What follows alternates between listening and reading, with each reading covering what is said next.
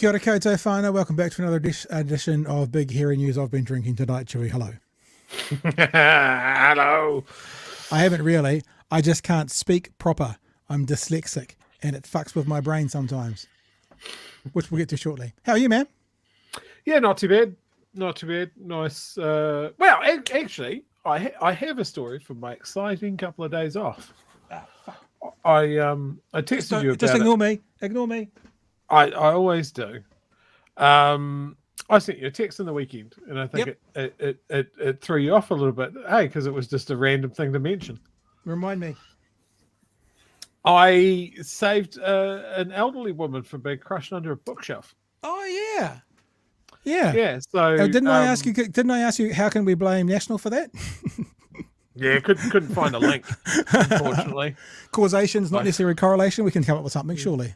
Yeah, it wasn't a national MP doing door knocking that caused it. But yeah, but just real, like it kind of knocked me a little bit because it just shows how fucking random the world is sometimes. Tell the story. Both me and my partner were off that day, and I wasn't listening to loud music and wasn't playing video games and stuff like that. And she says, I think there's a dog howling. It sounds horrific. And it sounded reasonably close by to my place. So I went down in the backyard, and the further or the closer I got to it, I was like, I don't think that's an animal. Whoa. And jumped my back fence into the place that is over the back fence from us, and went round a corner, and there was a very, very elderly lady trapped under a bookshelf that had fallen over. So hauled that off her and called the ambulance and went through to basic first aid and trying to communicate with her. She was like super, super hard of hearing and basically as soon as I got there, started sliding into shock, and I'm on the phone to the ambulance going like, this is like she's visibly getting worse. And sort of running through the house trying to find her handbag to see if she had any call lists or anything like that, called like the top three people in her address book.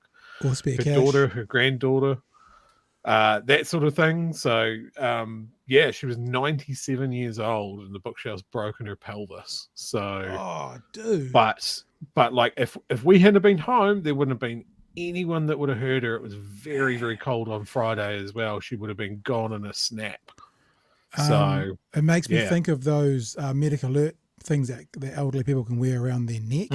I know that when my dad originally went into hospital about a month and a half ago, before he never came out again, but when he went in, he actually had an issue where he got stuck in a situation. He was okay. It wasn't a medical emergency, but he just got himself in a situation where he couldn't really get out of it. And he has one of those things for his wrist, but it was in another room. And I just think that's, if people by themselves, if you're of the age that you need help if you get in trouble, they're absolutely essential. Everyone should have them. I don't even know if they're on the public health ticket, but they fucking should be. Yeah. But the ambulance crew were amazing. It was certainly, like I mentioned to you in the text, like it's one of those moments where you sort of go, I know Dunedin only has 4 ambulance crews. Right. And it on shift at the same time, and I'm like, oh my god, if they don't get here quick, like it's going to be all over. But they were there in 10-15 minutes, I think. So are you did you know the neighbor beforehand at all? No, not really. You're going to go see her in hospital? No, I'm probably not going to go see her in hospital, but her daughter has called me and let me know what's going on, and very unnecessarily dropped a box of beer off on my back doorstep. So no, that's I'm nice. Like, I'm not doing this for the beer. No, that's fair. It's nice. It's nice to acknowledge people for what they've done. Well done, sir. Well done. My weekend was full of doing. My weekend was full. Not to get straight into it, with building pushing bookshelves over. I mean, no. This bhnshop.nz. It's our new website. You can have a look right there how it works. Order and pay anytime up till midnight on July 20th. Receive your item by the end of July. New Zealand orders, fingers crossed, depending on New Zealand Post or whoever we use. Aramex, whatever they're called. There we go. We've got hoodies. We've got T-shirts with Luxon, not a businessman but a board member. We've got hoodies. We've got T-shirts with If the Left Vote, the Left Wins. We've already had a couple of orders come through because people saw some of the things we did in the weekend. Nice. They're all there. Look at them all. Good to go. And if you're interested in doing it, especially if you're let me just say this. If you're a lurker and you're not a patron, it's fine. That's cool. But if you ever thought, how can we help these boys out? And we mean financially, this is one of the ways you can do it. And you can also have your, your political ideals on your chest at all times. You know, if the left vote, the left wins. We've been saying this for a long time. The rationale behind that is quite simply, there are more people who sit on the left than there are who sit on the right. So if you want to get into it, they're there. And I've said in the thing, order them by the 20th of July. That's about 2 weeks. And they'll be up by the end of the month. That obviously depends on the printer and it depends on the post, but that's what we're aiming for. And then next month we might have some more. And the thing is, these will never be back. Right? This is the thing to know. These will never be back. Now, this one in particular, if the left vote, the left wins, I think will be maybe one that might be more popular than the other. If it is, what we might do is we might bring back another version that was a different colour. But the ones that you can order today will never be back, right? So if you want these ones, you got to get in super quick and you got to get in by the 20th and then they're gone. If any of them prove to be incredibly popular, we may bring them back as a different version, but these versions will never be back again. I'm wearing a black Luxon one right now. This one will never be back. If this becomes the most popular T-shirt in New Zealand, maybe we'll bring it back in a different colour, but this black with white print will never be back after the 20th, as is the same for any of the options on there right now. I know that JK saying National Blue. I was sort of thinking National Blue, but we've gone with it's called Pale Sky, and you can get Pale Sky with white text, or you can get Pale Sky with black text, and they go from small through to 5XL. So most people should be provided for. If you're extra small, well, have a baggy one. If you're 6XL, have a chat with me how to become a 3XL, and we'll figure it out for you. So there you go, people. It's there. It's going to be advertised up until the 20th pretty heavily. You'll probably see an advert embedded into this episode tonight, and every clip that will be coming out between now and the 20th will probably have an advert on it. People, we tell you often how you can support us, and not even supporting us financially, but telling other people about it. That T-shirt there, and I don't mean to bang on about one in particular, but that T-shirt right there, right? This one here, if the left vote, the left wins, anyone on the left could wear that. Be they a listener to us or not, anyone could wear that. Pass it around. Go to bhnshop.nz and tell people about it. Tell people what it's about. Advertise it for us. Be our advocates. It's a way that you can help us. Don't buy it. Don't buy it. Buy 5 other people to buy it. You've done your job. Fantastic.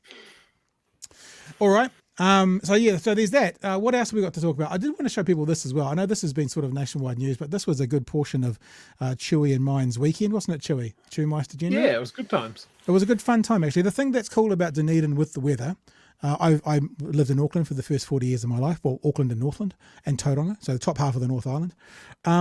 I've never really been around snow. Yes, I've been to Ruapehu and seen it, but never really lived in it.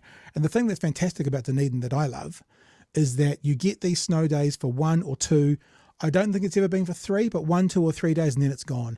So you get the excitement, you get the fun, you get the joy of it, but it doesn't hang around like it does in other places. You're not sitting in 6 feet of it for 3 months of the year. Heavy weekend snowfalls around the Dunedin area saw a number of roads closed on Sunday. That included the Northern Motorway, which resulted in major delays for many motorists. In the city, Stewart Street was also closed for part of the morning. So Stewart Street, for people who don't know, the Octagon is kind of considered the centre of the CBD. Stewart Street starts at the Octagon and goes inland and up the hills. So actually, this is like if you're in Wellington, it would be like part of Cuba Street, or if you're in Auckland, it would be part of Queen Street. So it's kind of the road that takes you to the central part of the CBD. After the brakes on one car failed, leaving them stranded. Down that hill, the bottom of that hill is the Octagon. That's the Roslyn Bridge across there. open to traffic. And that Many goes down the hill. motorists who did venture out were seen struggling in the hill suburbs in the slippery conditions. Yeah, Meanwhile, V8 a Holden, number of perfect homes around snow Otago car. Yeah, look, still lost power, spinning right there adding to the as the Domino's inside. guys go around the This is the outside. pizza gets through. Heavy in parts of West Otago and Southland, with more than 20 centimetres of snow in some places, while snow fell to So sea that's level St Clair in Dunedin Beach, for the so first snow to time sea this level. year. But the weekend dumping was welcomed by many families. And that's the younger Wackery residents Hospital. who relished the Wackery chance Hospital to has get this lovely outdoors slope on that everyone Sunday, turns up to when you've had a little bit of snow. taking advantage of the wintry weather And with you do see snow people on skiing on it and sledding. snowboarding on it, but mostly kids sledding on it, just like that. So that's 4 Ks from the CBD. To continue across Otago and Southland this week. Anyway, that was a good portion of our weekend. It was a lot of fun, actually. I love it. That's up the hill. That's up at 3 Mile Hill, which is probably 2-3 Ks from the Actually, I from think the that's the top CBD. of Brockville. That's just up the road from me. Brockville. And you had some, because we're down in the valleys, so we had snow flurries, but we had nothing settling. You had stuff settling where you were, weren't you? Yep, I couldn't get to work because the buses weren't running and that sort of thing. damn. So I had a nice snow day. Yeah. Yeah, and that's the other thing that's nice is that pretty much Dunedin shuts down because what happens is it snows in the hills, but of course if you're at a school, it was school holidays, but if you're at a school and half the teachers come from the hills, they can't get to school. 10% of the students come from the hills, they can't get to school. So they just shut it for everybody. And it ends up being, as Chewie just said, a snow day. And we talk about having a snow day. And there's not much that happens. It's really lovely. People get a day off. They get to play with their kids. They get to play in the snow. And then 2 days later, it's all gone. And life's back to normal. It's like a little winter wonderland holiday for 48 hours, Chewie? Yep, snow this year very, very early. Usually it's a couple of months from now. It's funny how often it happens in the school holidays. I've noticed that for having kids, how much it actually happens in the school holidays. All right, so that was our weekend. I thought we want to share that with you. There's something else I want to share with you as well, and it's that I think we're getting into someone's head, Chewie. I think we're living rent-free in someone's head.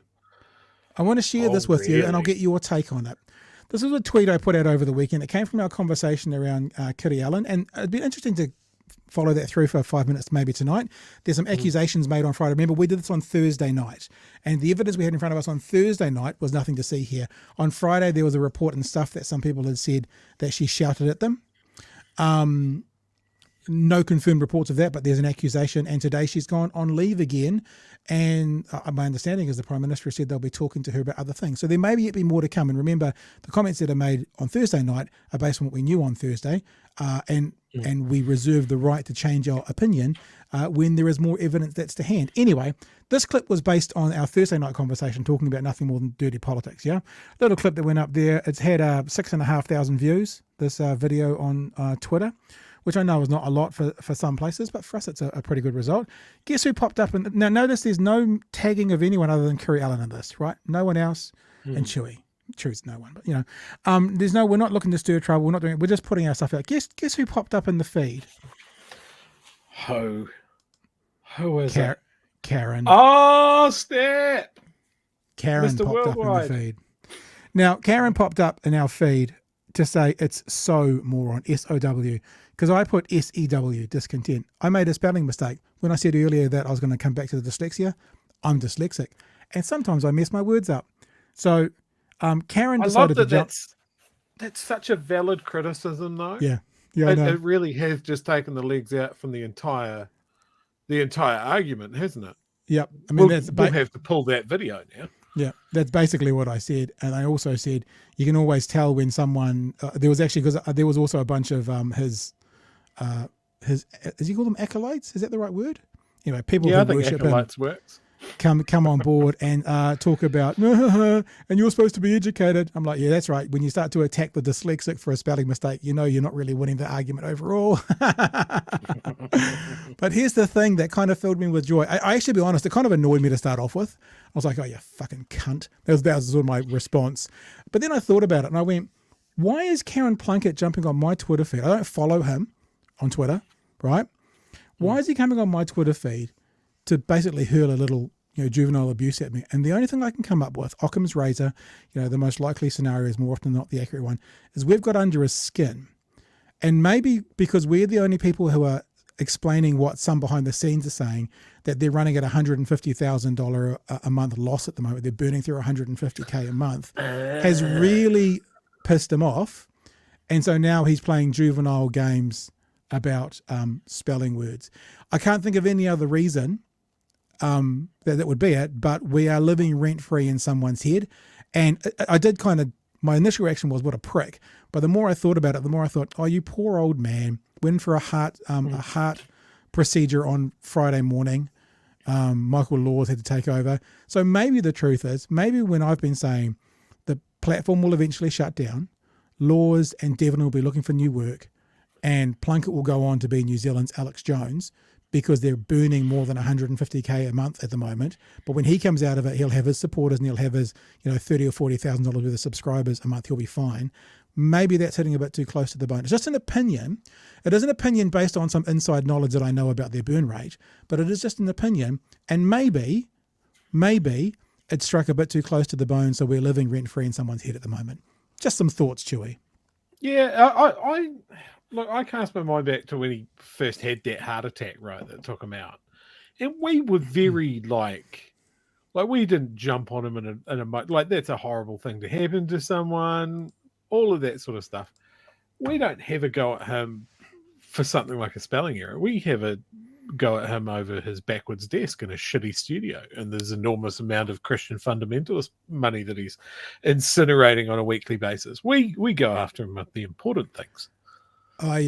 He said something on my Twitter feeds. I didn't tag him, but he was on it. He said something about my mother on one of my Twitter feeds, like patting his mum. Piece of shit. And I said to him, yeah, she actually passed away not that long ago, and it's still pretty hard. And Dad's not far off.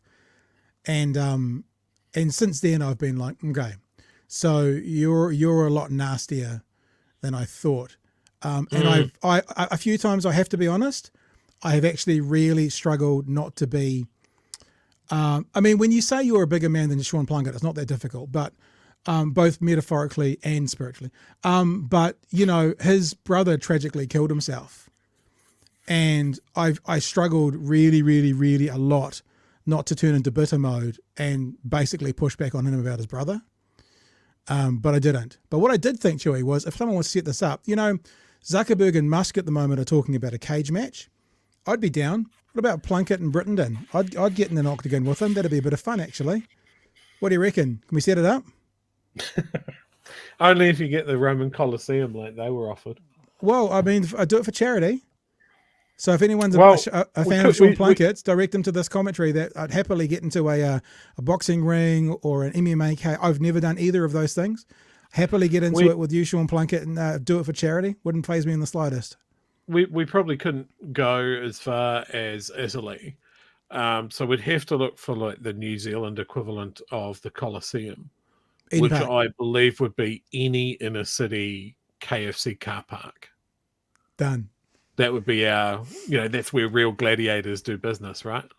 All right, let's get on to the day, shall we? Because we're already a third of the way through our first 2-hour, 1-hour show, and we do want to get to, there is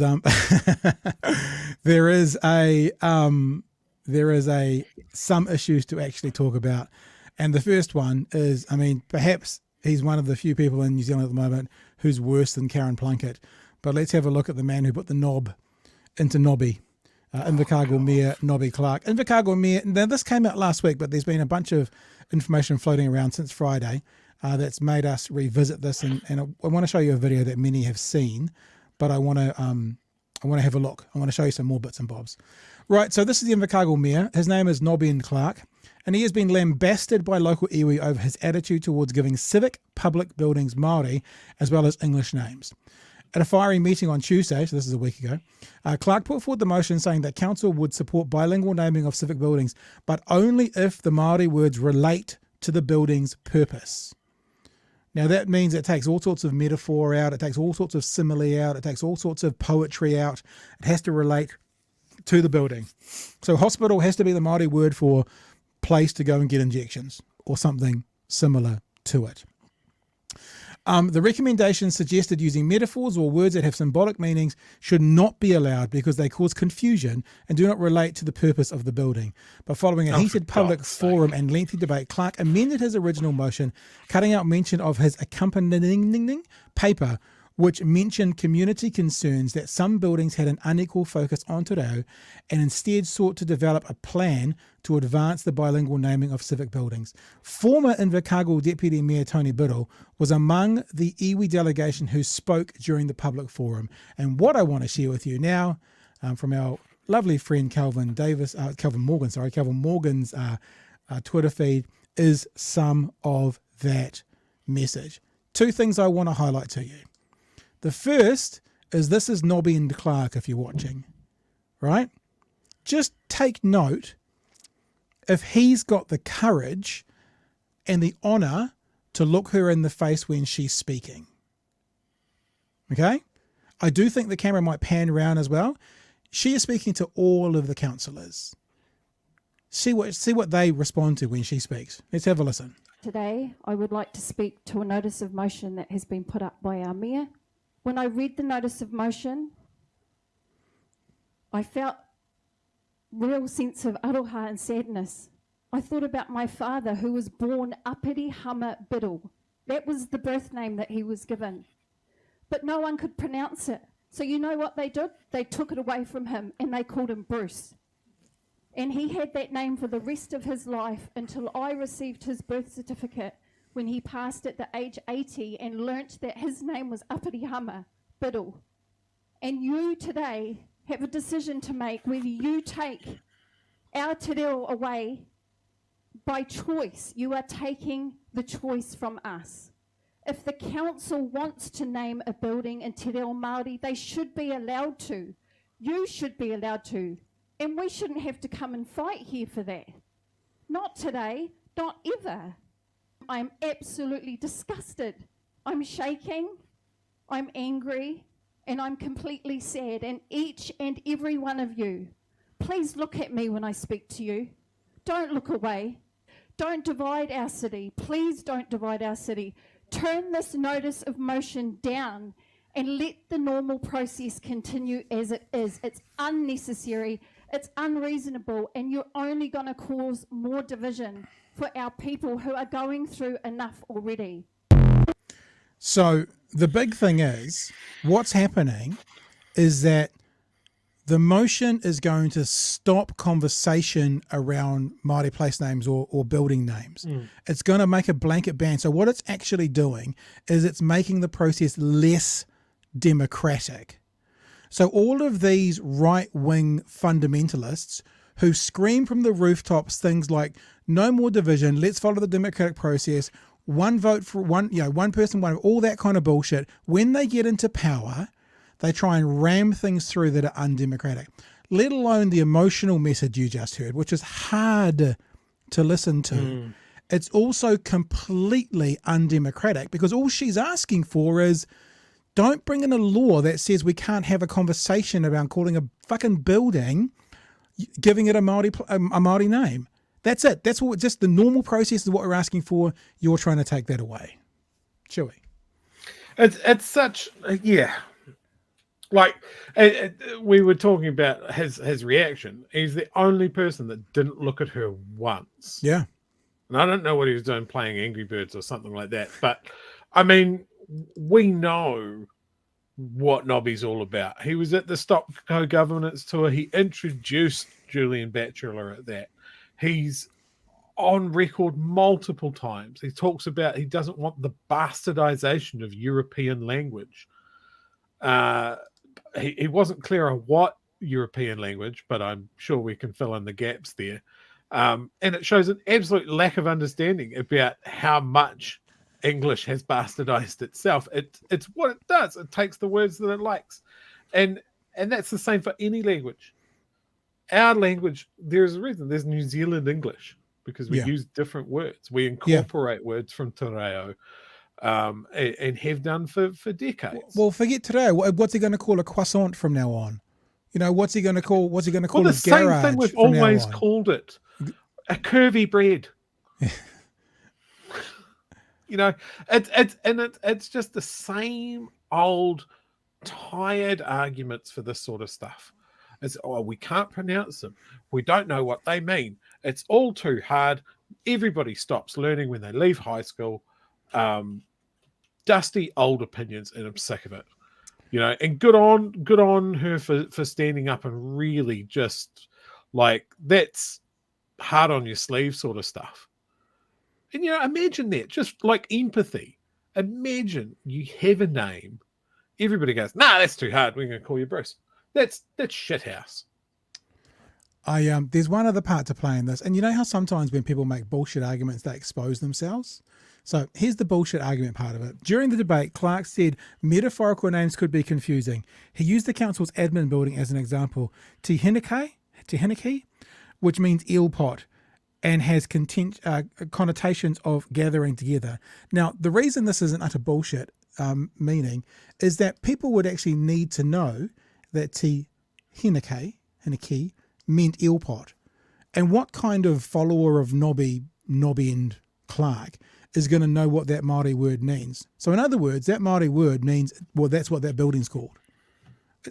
He's trying to say, you know, all the people who don't understand Māori and can't pronounce it are going to get confused because this word means eel pot. What? This is honestly the argument you're making, you fucking knob? Ridiculous. I mean, we've got it here locally as well. There's over in Mosgiel, they've been building a new public pool, and there was a lot of kickback once they gave that a te reo name, and it's the same. It's the same arguments as people going, oh well, how does anybody know what that is? You know, and it's a pool. Everybody knows it's a pool because that's its name. And you get these really weird arguments like, how is a tourist going to know where the pool is?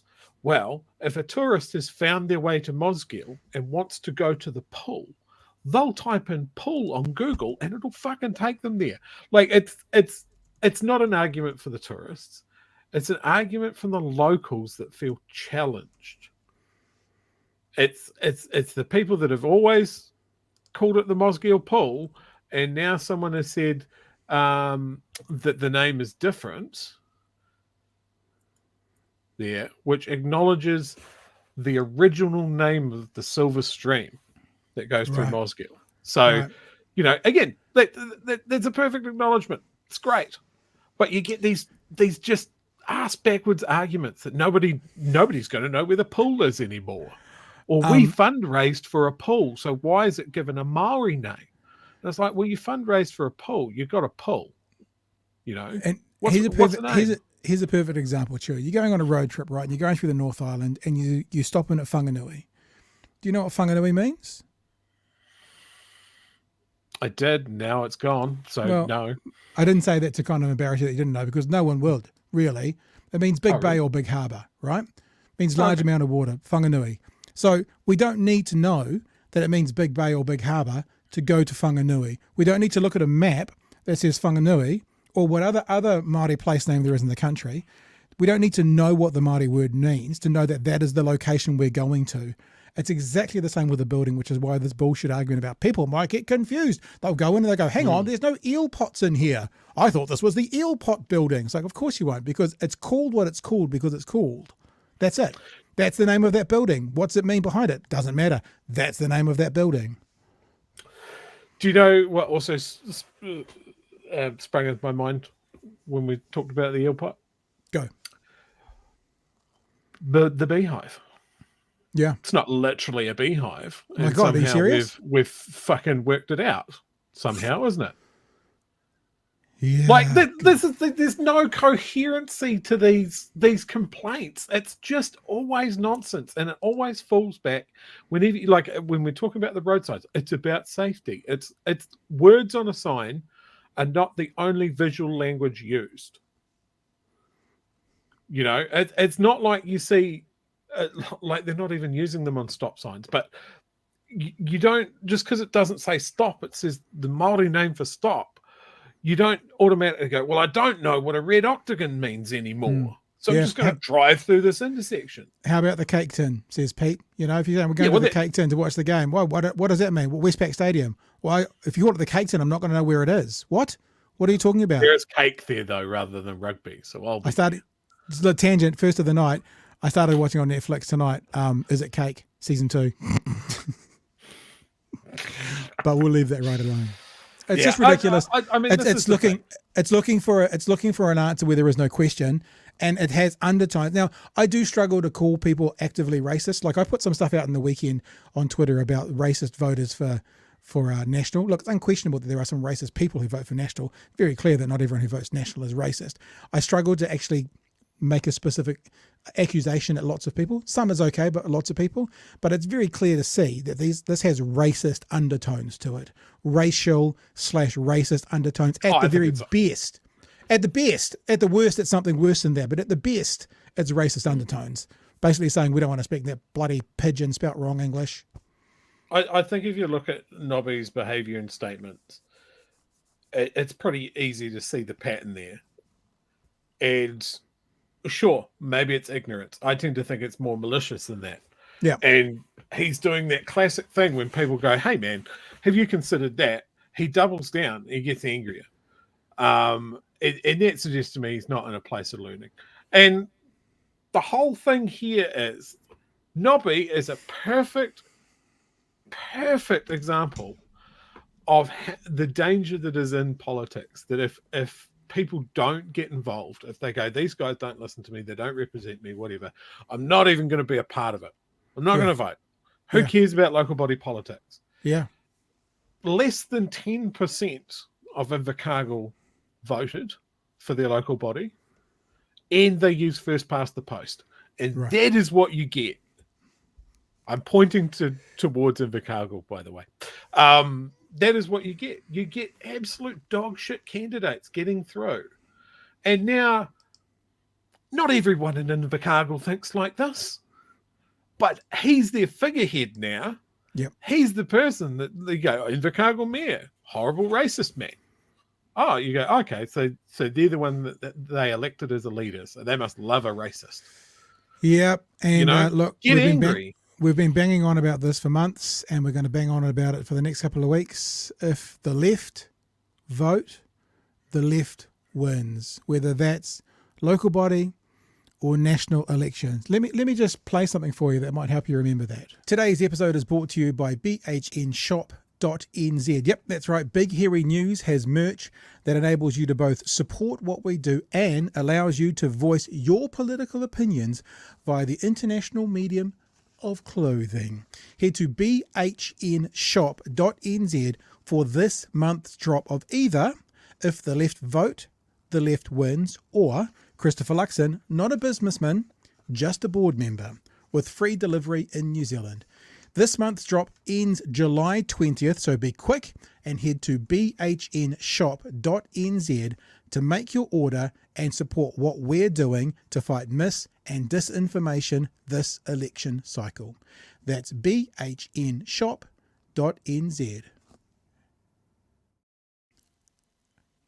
Just get that out there for you, see if it works. Yeah, right. So, that's it. That's it. If the left votes, the left wins.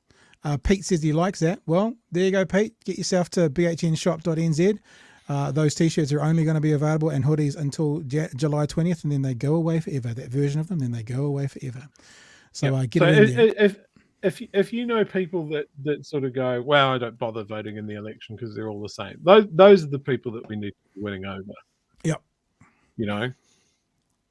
It's unquestionable in the Western world that there are more left-leaning citizens than right-leaning, but the left-leaning citizens are more apathetic, and that's what keeps it close. Have a look at America. It's the easiest way to have a look at. Have a look at the popular vote. Popular vote has been won by the left for the last 30 years, bar one election. Mm-hmm.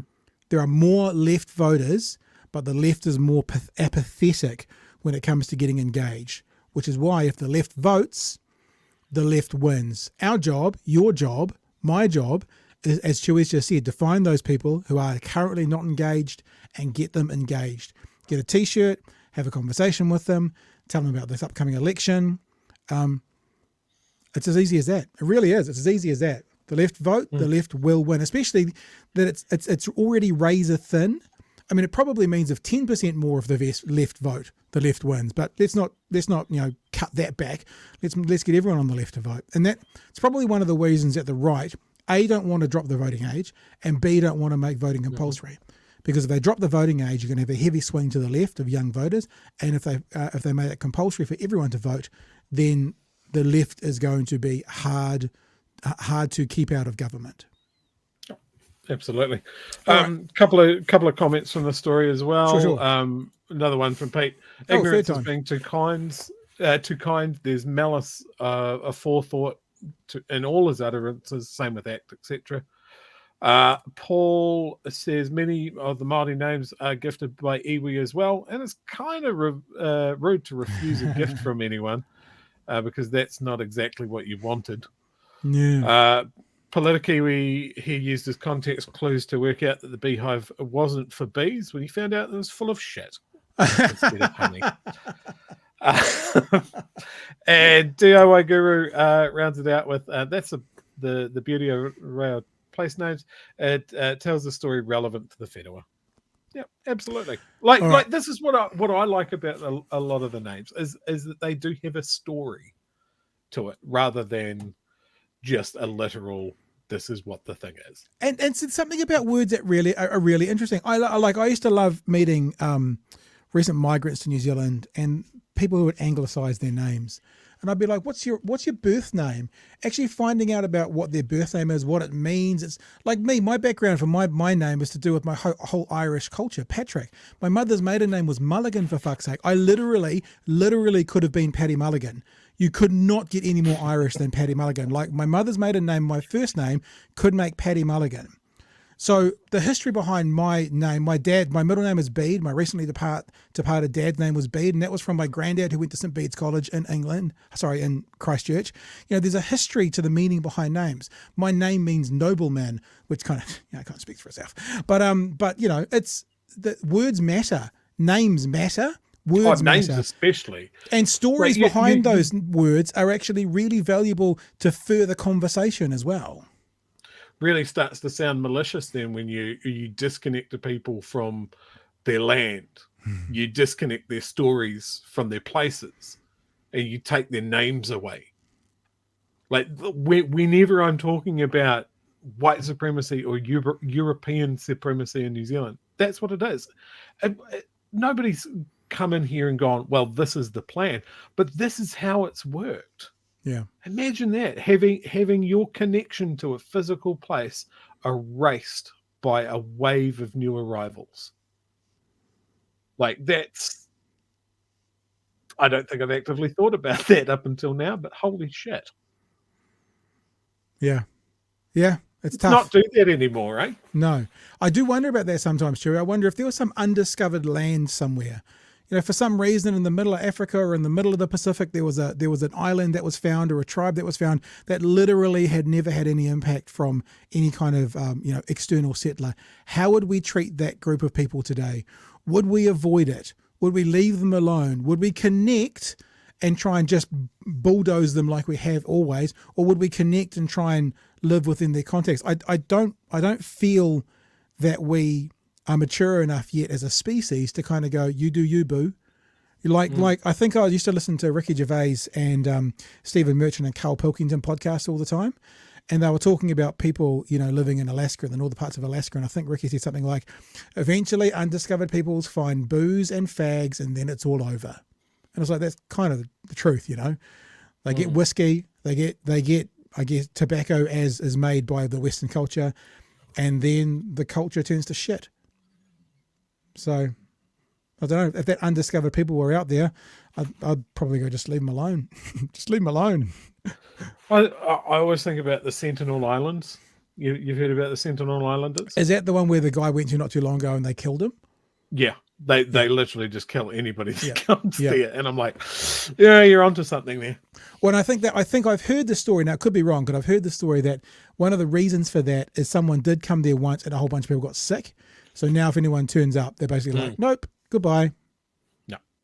So anyway, hey, let's get moving because we're talking about voting, and I want to talk about the Greens for probably the rest of the show pretty much because there's several things around the Greens. And the first is a conversation that was had with James Shaw on Saturday morning. Now, we are going to talk about their housing policy.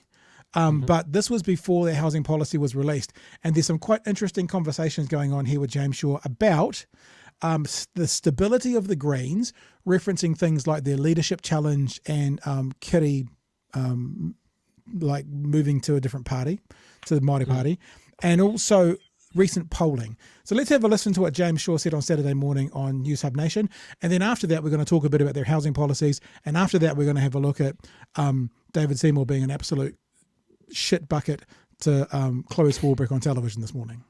Not at all. So you have to, Marama and I are only the 5th and 6th co-leaders of the Green Party that we have had in the entire 30-year history of the party. We have more stable leadership than any other political party if you look at our track record over time. Our polling average now is higher than it was in 2020. It was higher in 2020 than it was in 2017. So we have actually defied the history of support parties in this country. We've done something that nobody has ever done before, which is at the end of a term in government, have come back stronger. And so I think, actually, if you look at us, our track record is one of stability despite what every other support party has experienced. Well, it's a pretty good, we're not finished with this clip, Chewy, but it's a pretty strong point. Coalition of chaos, and look at the leadership challenge, but actually, we used to say it when we used to go watch cricket at Eden Park, and when it was obvious that Australia was not going to win the game, the crowd will start chanting, look at the scoreboard. Like they weren't going to make the runs. Look at the scoreboard. And when, this is what James Shaw's just done, he's just gone, look at the scoreboard. Because he said, these are the facts. That thing about the 5th leadership, since the 90s. The Nationals had 5 leaders since what, 7 months ago? Whatever it is. Tuesday. Since Tuesday. And so stability is good. And really interesting point about the polling is that in the polling, which we all know is, the only one that matters is about 4 months from now, is actually they're doing better than any party that's been in government, support party ever. It's a pretty strong position to be taking. Yeah, the leadership thing was, I think, just political commentators really jumping on something that was happening. But it was more a reflection of just how transparent the Greens processes are. And it was just like, oh, we think we should have another leader. Okay, have you got one? No. Okay, No. cool. Shall we carry on then? Yes. Okay, cool. Yeah. All right. Let's keep going because they get on to the polls and stuff as well, which is interesting. I want to talk to you about polling and your vote, because what is going on with that, do you think? I took a deep dive into the Green Party polling over time and its election results, and it tells an interesting story. The vote has never really recovered from when Matirio Ture left the party. It was at around 14% then. You've been down to 6%. You're around 8% now. Why is that? Well, if you look at our polling average over a longer period of time... Well, I'm looking at that period, because that's when it fell off a cliff and it's never got back. Yeah, we were polling sort of around 10, 11, 12, fairly consistently between 2011 and 2014. Part of that had to do with the state that the Labour Party was in at the time, and we were in opposition rather than in government. I think the fact that we have improved our polling over the course of the 6 years that we've been in government does defy the history of support parties in government. But it's nowhere near where it was. Well, again, So this is a question of, would you rather be a big party in opposition or a smaller party in government? Which is the better result for your policies and stuff? This is a question that's about to come. I don't think it's quite answered as clearly as what I'm saying, though. It's like, would you rather be at 14% and sitting across the benches, or would you rather be at 9% and making decisions on the 9th floor? It's hard to compare, moments in history when you're in opposition versus when you're in government. In government, we have been more successful than any other support party has ever been in government. But still less successful than when you were in opposition. Well, what is success, right? Success is 14%. You would call that success. No. I would say that actually being in government where you're actually able to make a difference is success. Being in opposition where you aren't able to make as much of a difference as when you're in government. And those two things seem mutually exclusive. Well, honestly, at this campaign, we are saying that if you really want to make a difference on those things, we do need more Green MPs in Parliament, and we need more Green ministers, and we need to be sitting around the cabinet table, because obviously it is a numbers game. So I'm with you on that front. Right. There you go, Chewy. I actually want to put straight away up Jack Johnson's comment. Greens was polling so high back then because Labour was so bad. So let me just bring a little, let's wrap this around something else. We keep telling or asking the question, if we were to believe National today that this Labour Party is so bad, then why are they doing better? And straight away, if we use this Jack's comment here about how bad Labor was. So one could probably argue that the reason that ACT seems so strong at the moment is because National is so bad. That would be a fair analogy to pull the other way. So in other words, ACT is riding higher in the polls because overall National is shithouse. Dissatisfaction with the major party. Yep. I also love the change in language that Shaw is using there. It's traditionally been minor party. Now he's saying support party, which I think is a nice little touch. But yeah, look, I've been quite clear. I think this election is the election of the support parties, the secondary party. Yeah. Because there's a lot of traditional left voters that are not as on board with Labor at the moment. I think, especially from the people that think that they've squandered some opportunities, some pretty major ones. Yeah. I think there's some dissatisfaction around COVID, but those guys are just going off to vote for Democracy NZ or the brainworms parties. And yeah, again, it's the same on the right as well. Dissatisfaction with Luxon as a leader. And if you don't want to vote for a completely brainworms party and you are on the right, that leaves you one other option, and that's ACT. And that's why they're polling so well.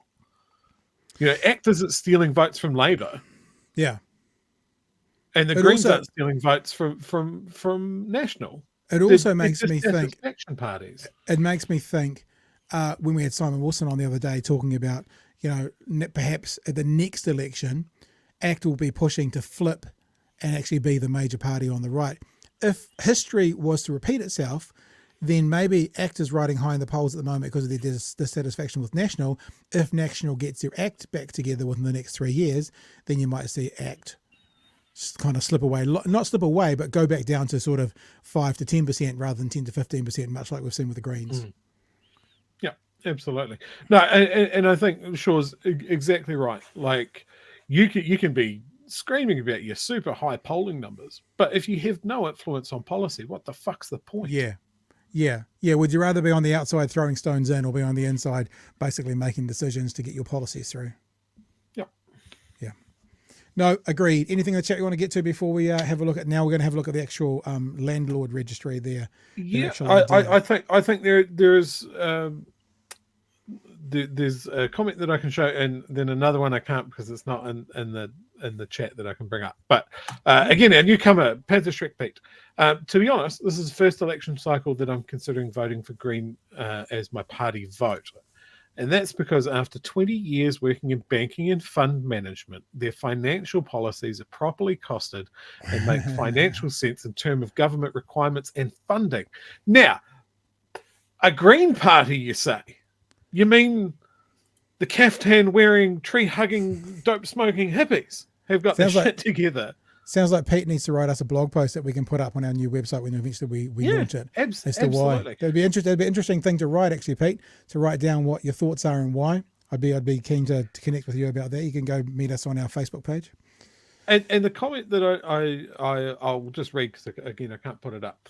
Election 2023, the left. Here's a fully costed policy to end poverty and the housing crisis, and 99.3% of people will pay less tax. The right wing's answer to that is real Kiwis are fed up with wokeness. And it feels like that, right? Like we've got National throwing shit at a wall, and they don't even know how much that shit's going to cost. Yeah. And then we've got a party that does not get considered for financial options, absolutely smacking it out of the park. And now we can talk about the housing one, which they have again smacked out of the park. Like, it's so good. Let's do this. Let's look at it right now. So this is the story, I think technically from this is from tonight. This is from today. Story about looking back over what the Greens have. This is just a little kind of 2-minute synopsis, so we get a bit of a look as to what the policies are about. The new policy announced by the Greens over the weekend. What are we calling it? Rental property rental property. Anyway, this is the housing/rental property. The Green Party is promising to cap rent rises at 3% a year if it forms part of the next government. Its pledge to renters policy would also introduce a register of landlords to make sure they are following regulations. But critics say the policy will drive more investors to sell up and decrease the number of homes available to rent. So listen, just before we even get into it, of course, I think I did what you did, Chewy, when you first heard that. You kind of went, woohoo! So this is going to solve the housing market. Yes and no. There always needs to be rental properties. I guess there's no perfect solution here. Now, Chewy, you'll remember this. I've said this forever. In fact, I went and had a look at the debate we had with Julianne Genter on Elephant TV not too long ago, because I've said for a long time, you're not going to solve the housing market. I'm sorry, you're living in some kind of pie-eyed, whatever. And at the moment, you haven't solved it with the prices coming down because interest rates going up. Here's a little side note. For me, when I come off my current interest rate, right, for me to stay in the same place financially with my financial outgoings, I'm going to need to put $70,000 on my mortgage. So if I don't want to be worse off weekly with outgoings, I need to find 70 grand to put on the mortgage. So house prices coming down haven't solved the problem because interest rates have gone up. So for a long time, I've been talking about the German, the French experiment, about people who don't expect to buy houses. They actually expect to rent houses and rent them for their whole lives. What are we doing about that? This is what I was saying to Julianne Genter. You can go and have a look on our go to our DOC. I'll bring it up at the end of the show. The DOC YouTube page, DOC NZ Studios, and go to the playlist that says Elephant TV and look at the debate we had with Julianne Genter. We talk about it all in there, and it's good to see the Greens are listening, and they're now starting to implement some of the stuff I've been talking about for a long time. There you go. And that's very true. But let's talk about this headline where they've gone straight to landlords. Yep. Going, oh, well, then there'll be less rental places. Like, famously, when a landlord sells up, they burn the house down. It's not available for anyone after that. Like, it's just that threat of like, oh, well, if your landlords go, the houses go as well. It's not true. It sells. And if there's enough houses in the market, then they'll get cheaper, hopefully. Yeah, well, that's the thing. Yes. I mean, our original reaction might be, well, good if they sell up, then their first home buyers can get in and sell them. There'll be a tipping point where that does become a problem, because if there weren't enough rental places in the marketplace, there's still going to be people who can't buy. But, if 10% of the rental stock re-entered the housing market, who's going to complain about that, other than perhaps those who financially benefit from having renters? But, if we add 10% more stock to the for sales for the first-time house buyers, yes, please. Sounds great. Good plan. So let's keep going with the story, seeing we stopped it before we even actually started it. Tia McDougall reports. Housing has become nothing more than a get-rich-quick scheme for a lucky few and a source of misery and crippling expense for hundreds of thousands of others. If the Green Party are elected into government, they're promising to shake up the way landlords operate because they say it's not working. Our pledge to renters is going to limit rent increases that make housing unaffordable. They want to cap the amount a landlord can raise rent each year to a maximum of 3%, in line with the upper level of the Reserve Bank's inflation target, regardless of what the inflation rate is at the time. Now, I have some questions about this. Not that I'm against the idea, and I'll explain at the end why I need more information. I'm not against this concept, but as we always know, the devil in the details, and I'll give that to you when we finish the story. They also want a register of landlords so they know how many there are, and rental properties would become subject to a warrant of fitness checks. Many landlords know that this is a good thing. Many landlords understand that creating an Aotearoa with strong, vibrant, healthy communities is a good thing. But critics say too much regulation will force landlords to quit their properties. Some of these heavy-handed punitive tactics like the Green Party are proposing will just simply see landlords exit the market altogether. And landlords say setting a limit on rent increases is unfair. Giving more houses to first-time home buyers. So we get that. And if there's a cap on that, why we're not putting cap on, say, council rates or insurance rates or bank rates, But renters in Wellington... That's a really interesting question. That's what I'll get to at the end. Wellington today supported measures to improve their quality of living. Our house definitely damp. Our bathroom is always condensated. My rent is over what I make every week. And if the Greens have it their way, they won't wait long, promising to introduce the policy in the first 100 days. So here's the question, yeah? And I texted Marama today, didn't text me back. It's almost like she doesn't care. Because the one question I have is that 3% cap is, and I'm not saying this like to defend the landlords, I just want the information. The example I gave you before about my house, if my house was a rental and I didn't have $70,000 to keep the outgoings the same, my mortgage would increase by $100 to $150 a week. Yet a 3% increase on rental would only be about $30 a week. So I guess what I'm just asking is there some grace when the expenses aren't going to increase by 3% to keeping the rental increase by 3%? And again, it's not because I'm trying to, sort of big up the landlords. It's because that's the detail that I haven't heard yet from their policy. If my expenses increase by 20 or 30% and my income for that investment only increases by 3%, how do we address that, if at all? We may not need to, but is there a clause to address that, Chewy? That's my only question. That was my thought when I saw the story as well. I was like, show me you're working on this. Everything else sounds great. Like I think our big problem with landlords isn't so much the landlords. It's the investors. Yes, right? agreed. Because as we've spoken about before, like if you've got money and you want to grow that money, at the moment the best thing in New Zealand that you can do is buy houses, wait for a while, and then sell the house for more than you got it, and you don't pay any tax. So it's a great way to make money. Now, while you have that house, you could also put someone in it that will pay you money each week until you're ready to sell it. Now, that's not the primary reason you bought that house. It's kind of a fringe benefit and an annoying one that asks you to fix the hot water cylinder and the leaky roof. Yeah. So you farm it out to a property manager, and they're saying, hey, look, the market rents in this area are going up. You know that even though you've got some tenants in there, you can just kick them out and then get someone else in and then charge more rent. And you can do that literally every year. It's a horrible, shitty situation that means people aren't attached to the places that they're living in. They don't feel the need to look after them because their investor landlord doesn't do it. And then you get shit like this. Now, this is in the ODT, and I read this, and my bloody blood boiled. An elderly tenant spent the final weeks of his life in a cold, damp, and mouldy rental while his health deteriorated, likely due to the, quote, dreadful and uninhabitable state of his living conditions. The house had broken windows, appliances that didn't work properly, and a leaking roof that was never properly repaired and caused the ceiling to collapse in a flatmate's room. Now, the landlord, Jonathan Andrew Brown, has been ordered to pay almost $13,000 to the tenants for failing to maintain his Dunedin property. Now, one of those tenants is dead now, but sure.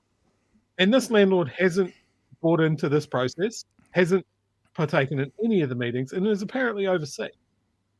But I'm sure when he flips that property and someone knocks it down and puts up 7 townhouses, he's going to make a hell of a return. Yeah. Get the investors out of housing. Yeah. Keeping people in houses is not a business. Yeah, no, and I think you're right, because any landlord that I know, they call about the mom and pop landlords, but someone who has a second property and they're renting it out, they're all great.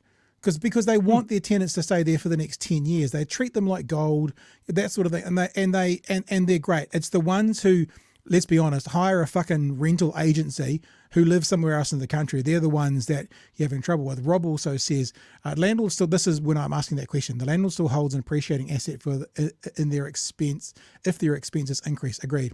They're not losing money in the long run.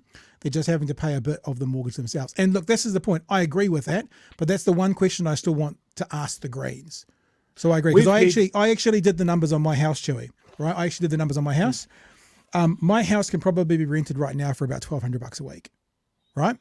So actually, if my rent increased by $100 a week, I can probably eat that, even if the mortgage only went up by $36 a week. I'm sorry, the rental only went up by $36 a week, which are the numbers that I worked out. So yes, I can eat that. And to be honest, here we go. It's the investors that borrow 95% against the mortgage, against the value of it, and they spread it over 7 properties. So they're the ones who have negatively geared their houses. So they're the ones who are going to be impacted. I think most private landlords, like mum and dads, they own one other property or whatever, they're not massively negatively geared because they can't be. I spoke to my bank the other day and they told me that, because I was asking you about rentals and stuff, they told me that they will only take into account 60% of the income from rent. Now, if you own one other property, you can't carry that if you have a 95% loan. You just can't. If you own 27 properties, then across all of them you can.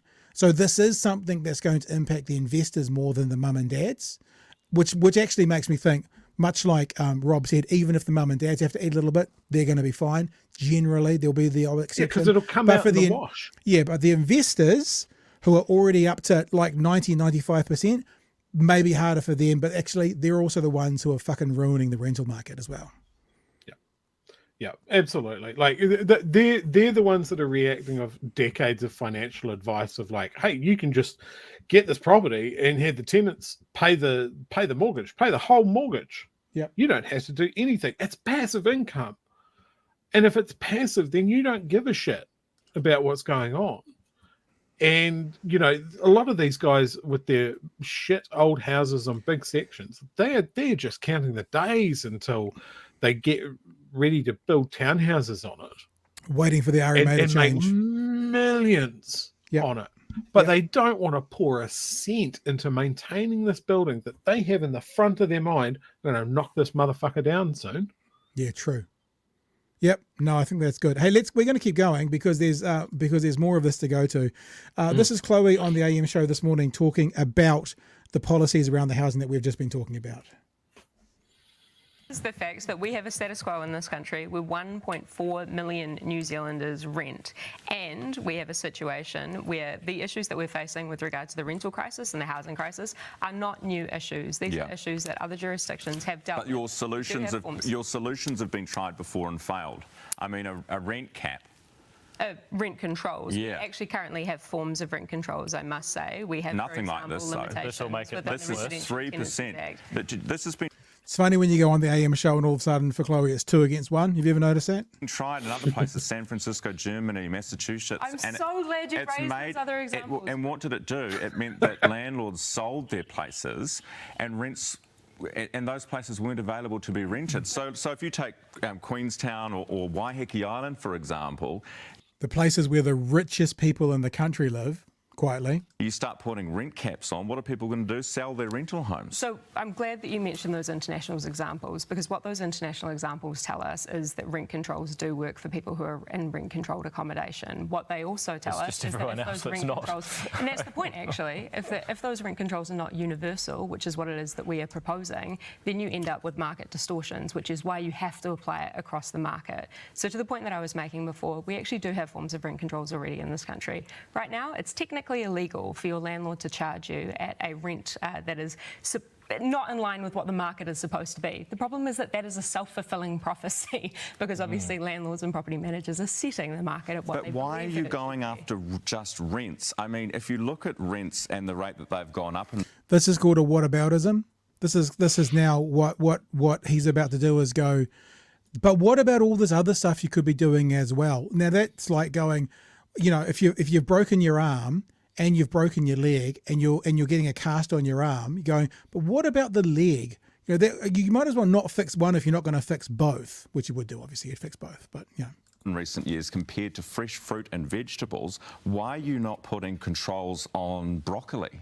Because again, renting right now is a situation that is wildly out of control, and it is the foundation. Is the price of broccoli, fruit and veggies are more out of control? We have a situation with residential tenancies where we can very clearly put in practice through those controls. It's commonly known as 2 against 1, Joey. Contractual arrangements between landlords and between renters. You could do that at supermarkets too. We have international examples, Ryan. What about? We're not talking about supermarkets. Have been put in place and they have worked successfully. But why are you only picking on landlords? Why are you not picking on fruit? Because Chewy, if you're going to do some work in the backyard, if you're not going to pull the weeds, there's no point mowing the lawns.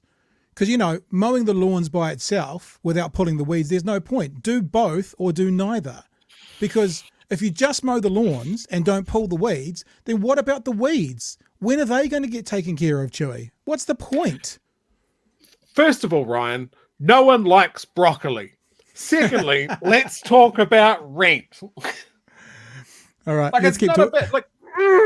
Let's keep talking about rent. Fruit growers and veggie growers. Ryan, I find it mind-blowing that whenever we mention the rights of renters, all of a sudden we are somehow pitched as attacking landlords or property managers. You're eating into their retirement schemes, essentially. Are we not so of course they're going to retirement schemes for renters in this country? 1.5 million New Zealanders in this country rent. It is not the case that that is a transient state for people anymore, unless you're reflecting on the fact that, as my written questions demonstrated just this past week, the average renters in their rental property for approximately 16 months at a time. That is not a sustainable way of going about building a life, connecting into your community, or making those investments necessary. David, does it make sense to go after, say, rents as opposed to anything else that you could pick off? I was going to use an analogy you've kind of used. You know, if there was a famine, I think the Greens' response would be, let's make it harder to farm, except, well, actually, they're doing that too. The simple facts are, once again, just as with their wealth tax, the Greens are trying to divide New Zealand. They're going after a group of people saying they're the baddies. If we attack them, it'll be better for you.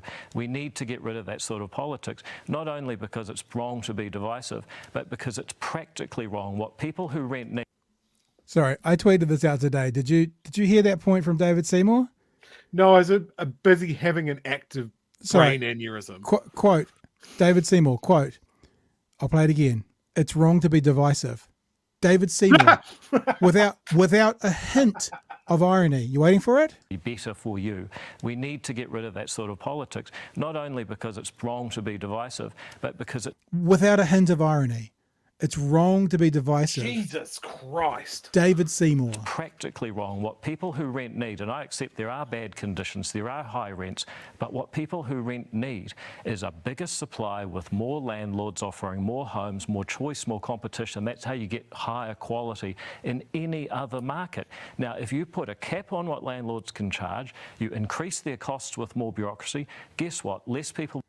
Now, can I just say this? Just because someone had a crack at me over the weekend about getting the words wrong, let me just say something quickly here. Do you know the difference between less and fewer? Fewer, for people who don't know, is if you can count it. Less is if you can't. Chewy, I'm less in love with you today than I've ever been. Well, I know that's a lie for a start. Chewy, we've had sex on fewer days in the last month than the previous month.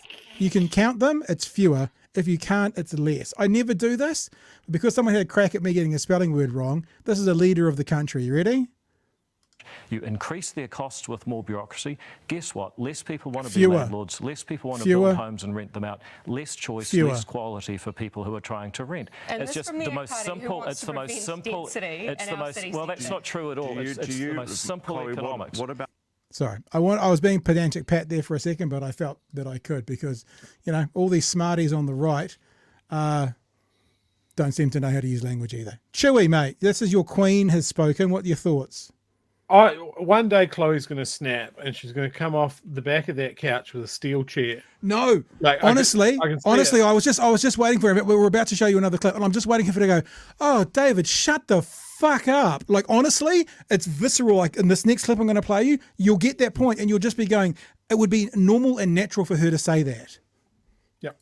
Now, as Arrest JK says here, note Seymour is allowed to make complete sentences without interruption. Chloe wasn't even able to answer the question that Ryan posed that was ridiculously out the gate. Like, they know that Chloe's ridiculously across her numbers and she's excellent at explaining complex situations and policy. So the only thing that they've got is basically throw sticks through her spoke so she gets no momentum. It's infuriating. I want to hear her. Yeah, and you're saying he gets more time, which is ironic because Sue says he's an idiot. And Sunset says Chloe is way smarter than Bridge and Seymour. JK says, what percentage of people's income gets spent on broccoli?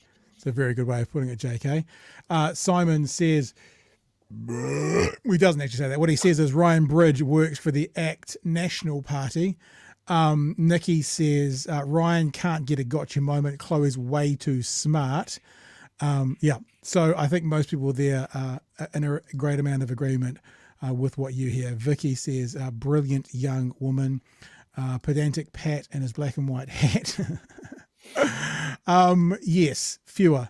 It's one of the things I stick into my kids, but only because people on the right have been criticising me for getting a dyslexic word wrong. I just thought, well, fuck you then. It wasn't Seymour, by the way, who did it, but anyway. Here's the thing as well. This is another clip for you. This is separate to it. I want to show, and I've said this before, right? I've said this before. Why has David Seymour turned into a cockwomble this election season? Well, more so. He's become an asshole. Like, I actually think there's been a change in how he's choosing to speak.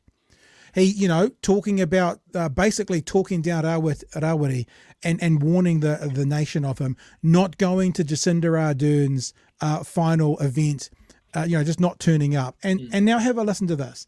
Have a listen to this. And for those of you who are a supporter of David Seymour, well, you're not here, but if you are, just think about someone speaking about your sister like this, or your mother like this, and let me know what you think. Stick with what we're talking about, but so that the healthy home standards is being done, and there's still a bit of mould in the bathroom, and the landlord says, oh, well, that's because they're actually keeping the windows closed when they're showering and they're not wiping the mould down. I mean, if more bureaucracy was the answer, then every rental would be a palace, because in the last 5 years we've had healthy homes, we've had the 10-year bright line test, we've removed mortgage interest deductibility, we've made it almost impossible to remove somebody.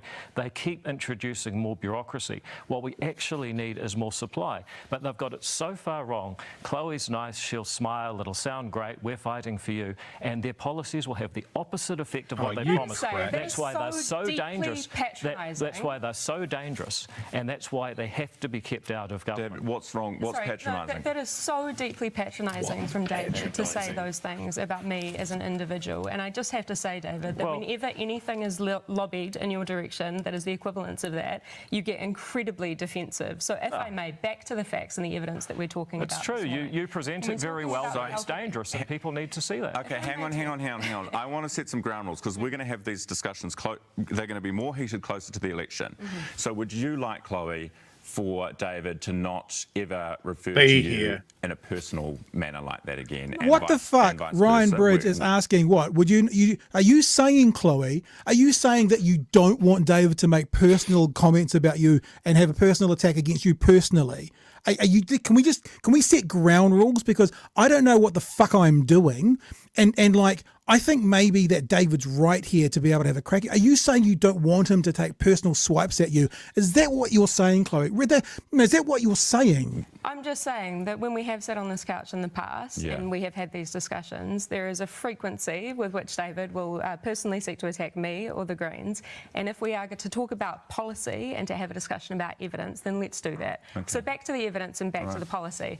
When we're talking about the healthy home standards, we know, based on my written questions again to the Minister last year, that the government is not keeping track of the compliance with healthy home standards. They have no idea how many landlords or property managers have self-verified exclusion from the healthy home standards. They also have no idea how many companies are holding themselves out as capable of verifying the healthy home standards. We have to reverse that by putting in place this rental warrant of fitness that works in tandem with a register for property managers and landlords. This exists in many different jurisdictions and actually is a protection for good landlords and property managers. It prevents things escalating to the tenancy tribunal. And rent controls, as I just said before, we have forms of that already exist around not charging more than what the market will bear. We just have to put some rationality and predictability. So, David Seymour, and like I said earlier, there's a point there where it would have been almost appropriate for Chloe to go, oh, David, shut the fuck up. Like that probably would have seen the Greens skyrocket in the polls by 10 points. But the idea that she gets a personal attack, like basically, a patronising statement almost about little girl. Oh, it's stupid. It was mad patronising. It's almost like little girl. And then what she does is goes, spin, here's the fucking facts, stick it up your ass. And it's just like, it shows the quality of the person that Chloe Swarbrick is, and it shows the quality of her. Kind of when they talk about the leaders of the future, she's always right near the top when it comes to, who's going to be running this country in 10, 20 years. And she's always up there in the conversation. Yeah. I want to talk about two things. First of all, something that she mentioned there, which I'm not sure how many people know this. This surprised me when I read the story the other day. I was just looking for the story. I can't find it. But you can get an exemption to the Healthy Home Standard, and you just basically ask for it. Right. And the reasons that you'd want an exemption is that you have plans to demolish or redevelop the house more fully in the short to medium term. Now, there are landlords out there that are, we're demolishing the house next year, so we don't want to do Healthy Home Standards. And they have been doing that since the Healthy Home Standard came out, year after year after year. And there's no one chasing these guys. The whole thing with Healthy Home Standard is that the tenant could report breaches of the Healthy Home Standard, and then they would directly get the money that the landlord is fined, right? So there's a punitive, the word's got. There's a punitive drive there, right? You're motivated to report your landlord for being a shitheel. But if they've already got that exemption, then it doesn't go anywhere. So if you're a really organized scumbag landlord, then you're going to get out of jail free card, and government's not doing anything to check up on that. Yeah. Yeah. The second thing I want to mention is something that was right at the start in the first interview that we had with them is, they were talking about how it's always an attack on landlords, and that they're always chipping away at these hard-working landlords' retirement plans. Do you know what these shitty landlords are chipping away at on their tenants? Their fucking lifespans. Yeah. Yeah. Their kids are getting born with asthma, and kids are getting bronchitis, and people are having health conditions which we shouldn't be dealing with. You talk to anybody that comes to this country from Europe or Canada or North America, they look at the quality of our homes and they go, what the fuck? Did you know that someone's invented double glazing? It's central heating. You're a cold country. Why the fuck did no one put insulation in any of your walls until recent times? This is what it's about. Our houses are shit. Yeah.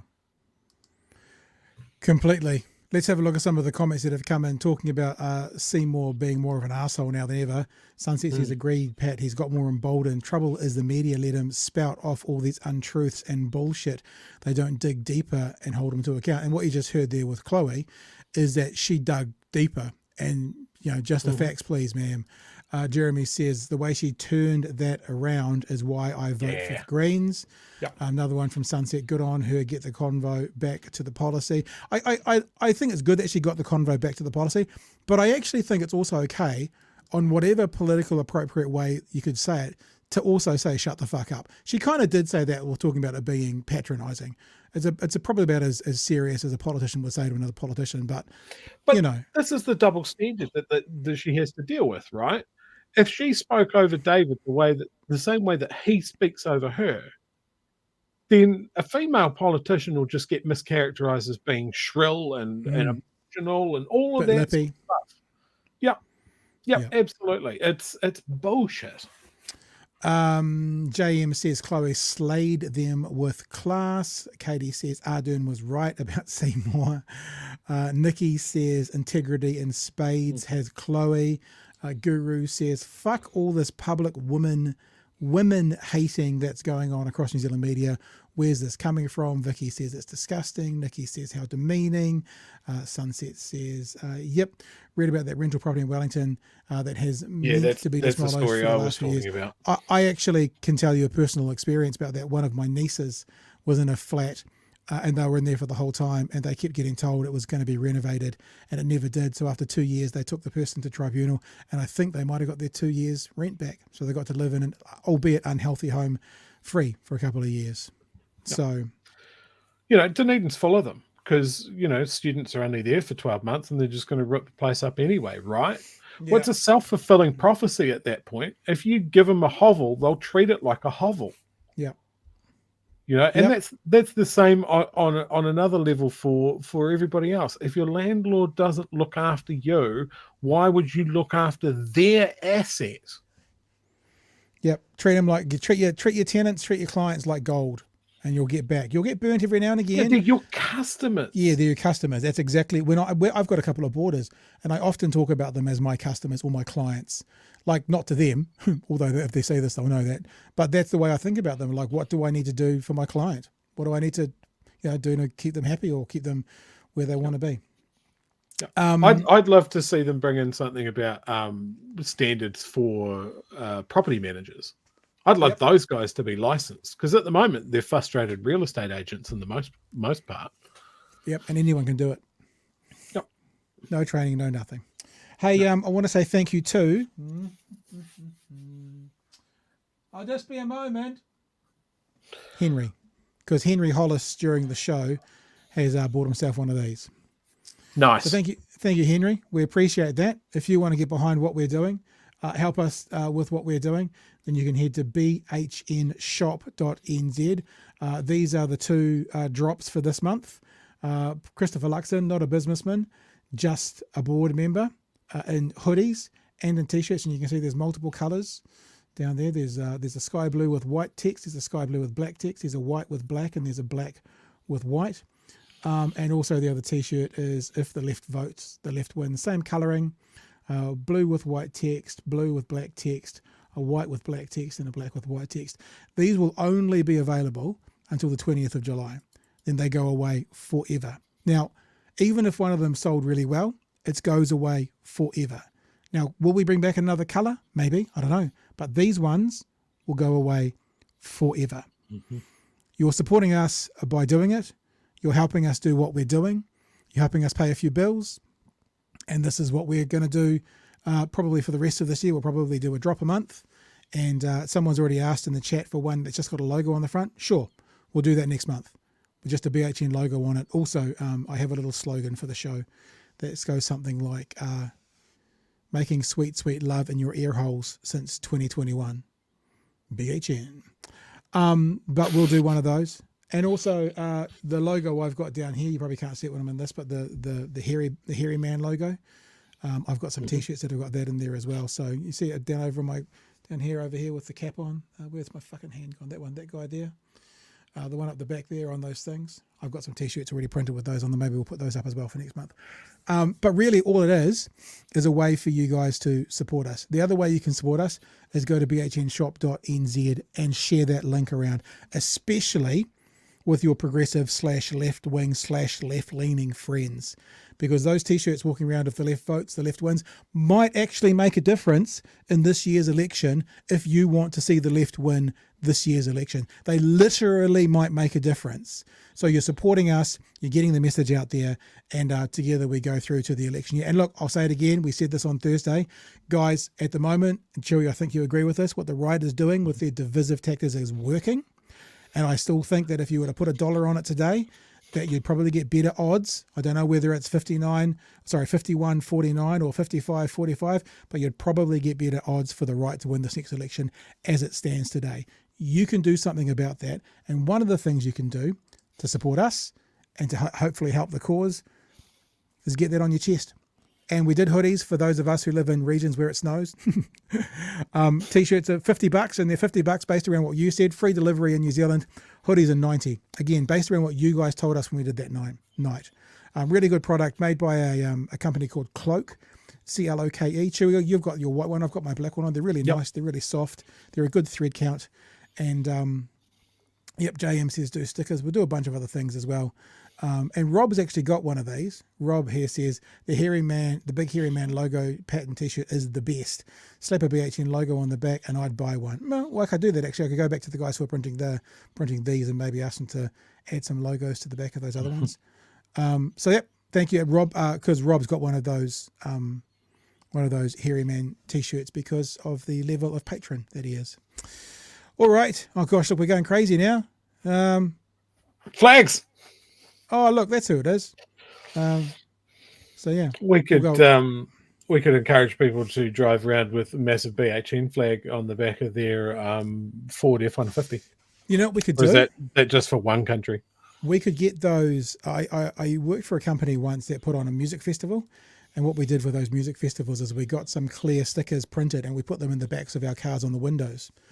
We could do something like that, and then people could put them on their windows of their cars themselves, and they could be rolling billboards for us. I mean, we see I was in Auckland a couple of weekends ago. You might not have heard, and I saw a full-size reality radio fucking billboard, thousands of dollars a week in Auckland Central. I'm like, holy shit, their offshore money is doing them well.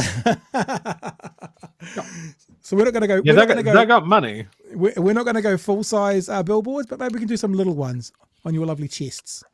However you identify your chest. Not to. Well, I'm going to belabor the point here, but this is exactly it, right? The right have money. They have, like, National got a $500,000, like a $500,000 donation last week, which is more than what Labor has got all year. These guys have money. They have money to fund the Cranks and the Right Wing Podcast and Sean Plunkett and Reality Check Radio for whatever brainworms opinion you want to have. And then the left, we tend to play by the rules and be a little bit passive, and maybe I won't even vote in the election because blah, blah, blah, blah, blah, blah, blah. There are more of us than them. They have more money. There are more of us than them. It's an election. It's not a count how much money you've got, but you can buy more billboards and you can get your message out there and you can buy more advertising. We have to fight against that. Fight till the end. Just had another hoodie being bought. I feel like this is the fucking what do you call it? Thank you very much for what's that thing called? It's a telethon. It's a telethon. We've just had Pete, our friend Pete here, who's been talking to us tonight, just got a hoodie as well. And he's paid, thanks, mate. And he's paid by PayPal. I'm not fucking sure how that works. I never investigated PayPal. I hope that's going to come through to us, Pete. I guess we'll find out. All right, team. That's it. We've done shilling. We've done shilling for our things. So we'll leave it at that, and we'll sign off for the night. We'll catch you tomorrow night from whatever time we fucking start, 9 p.m. for another edition. I've got a very important amount of work to do tomorrow, as I'm having some meetings actually to help us do more with this show. So there'll probably be no clips tomorrow, probably. So share around the clips that were put out today, and actually, share around the stuff. On my Twitter feed, I've just put that advert that I played in the middle of the show. Share it around. Tell your left-wing lunatic friends, and we'll go from there, and we'll let you know how we continue on. Remember, those T-shirts and hoodies are available to the 20th. Get in soon. Actually, you know what we should do? Next time we do this, maybe we'll make them like X price for the first 7 days, and then X price for the second 7 days to get people in earlier. Like you do when you're on Indiegogo or something for the first 50 or whatever. 50? Gosh, if we did 50. Look, to be honest, speaking of money, if we sold 10, it would be an amazing help. we sold 10 of each, 10 T-shirts and 10 hoodies. You have no idea how much that would help us. That's how little that we're doing this off. So not to screech pauper, but it would help a lot. All right, guys, you're the best, and we'll see you tomorrow night from 9 p.m. for another edition. Remember, if you haven't already subscribed to our daily audio podcast, daily meaning the same days we do the show, please do so, especially if you use Apple Podcasts. Apple Podcasts is a really important place to be for us because we get to be seen in the Apple charts. If we get to be seen in the Apple charts, it helps us get guests. It gives us some credibility. Not that we want to play that game necessarily, but it does if you're the number one podcast in the country in this category. Much easier to be able to pitch that towards leaders that we want to talk to before the election. Apple Podcasts, Google Podcasts, Spotify for our audio podcast. Just search for #BHN to find us. And thanks for being a part of the show tonight. We'll see you tomorrow night from 9 p.m. team. All the best. Hooroo.